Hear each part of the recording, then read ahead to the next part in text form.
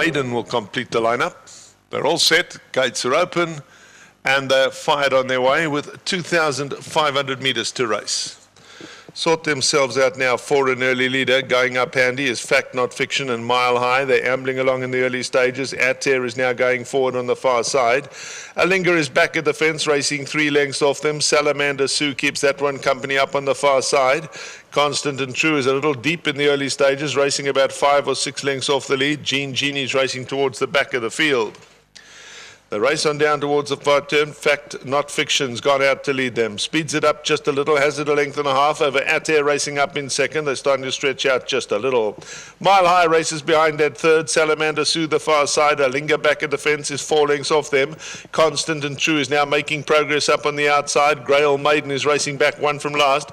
And JEANNIE is your trailer. The race on down towards the 1,600 metre mark.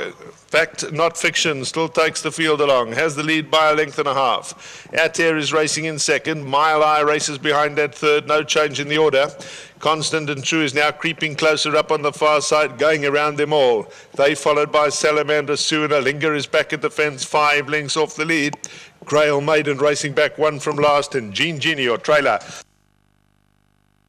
They head down towards the 1,100 metre mark.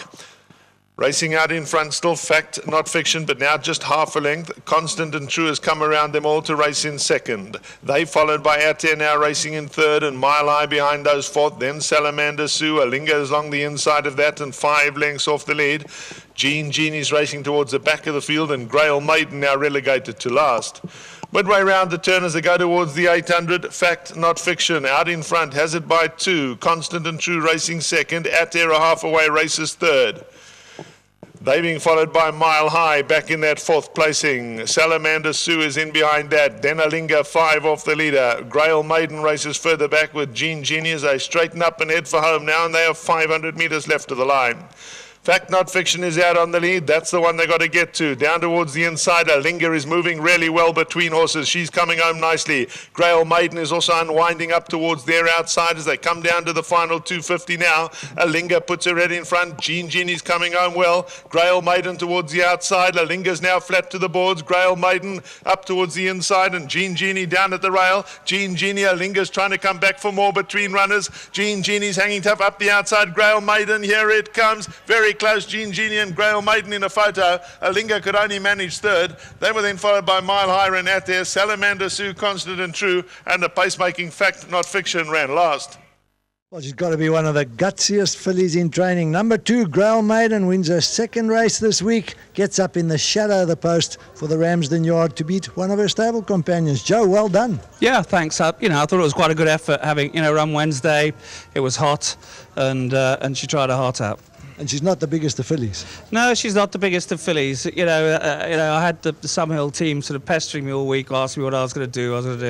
I just said, well, we'll just wait and see him away. And I looked at her this morning, and she looked well, and I thought I'd run her. When they're fit, you can get away with running them back again.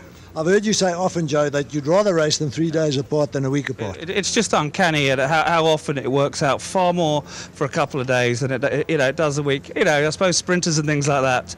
And there's no reason why it shouldn't be the same for 10 furlong horses, and it wouldn't prove that today, I think. I think this is a proper trip. Yeah, it's definitely. I actually think a little bit less, but I can't take anything away from it. I didn't go a great pace. I knew I'd have to send something again to the front, so I sent the Grail Maiden, the other filly, and it just sort of worked out nicely for me. And it was lovely to win a race for Mick, but I'm sure I'll get a bollocking from Uncle Bernard. Well done. Yeah, well done to Gareth. I think it's the first horse he's ever ridden for me, and I was just wondering whether he'd actually ridden a race over more than 1,200 metres before. Won one, but anyway, now he's shown me he has. Well done, Joe. Gareth Wright. He follows up with his 2 winners that he had midweek with another one today. Gareth, well done. Thank you very much. Yeah, things are going nicely at the moment. Early on in the race, you just bided your time? Well, I've got told she has a tendency to jump a bit slow, and I saw she comes from back, and instructions were just stuck at the back and let her run on, and she did that well. Quickened up nicely? No, very well. The whole race, myself, stable companion, we were sit at the back, and we were going fairly well the whole race, and it's a matter of time when I had to ask her a question, and she picked him off. It was desperately close at the end, Gareth. Did you think you'd got there?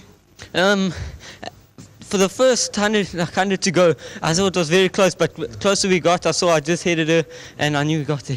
Well done to you, Gareth. A good rider. Thank you, and just a big thanks to Mr. Ramsden. Well done. Thanks. Okay, there we go. The daughter of Galileo. She wins race 5 here at Kenilworth. Well done to Joe Ramsden and all the team at Summerhill Stud.